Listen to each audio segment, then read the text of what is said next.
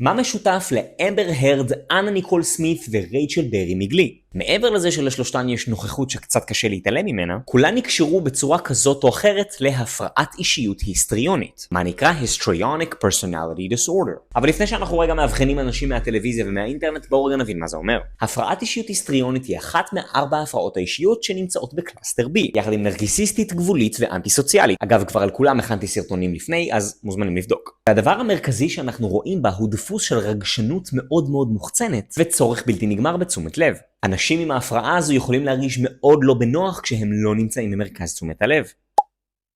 הם יכולים להיות מאוד דרמטיים ותיאטרליים בצורה שבה הם מביעים רגשות. להשתמש במראה החיצוני שלהם כדי למשוך תשומת לב, ולהתנהג בצורה פלרטטנית או פרובוקטיבית גם בסיטואציות שזה לא בהכרח מתאים. גם הרגשות עצמם יכולים להשתנות די מהר, ולהיראות מבחוץ מאוד עוצמתיים, אבל גם מאוד שטחיים. ויש עוד מאפיין אחד ספציפי מעניין. בהרבה מקרים הם יכולים לתפוס את מערכת היחסים שלהם בצורה הרבה יותר קרובה מאשר הפרטנר שלהם. אבל חבר'ה, זה הדבר החשוב. זה שמישהו אוהב להיות במרכז העניינים, מתלבש בצורה מאוד בולטת או פשוט בן אדם דרמטי, לא אומר שיש לו הפרעת אישיות היסטריונית. כרגיל אנחנו מחפשים דפוס עמוק שחולש על הרבה תחומים בחיים שמשפיע באופן שלילי על חייו של הבן אדם. אגב, פאנ פקט, עם ההפרעה הזו מאובחנות יותר נשים מאשר גברים. חושבים שאתם מכירים מישהו כזה? תשלחו לו את הסרטון ותדיינו איתו על זה.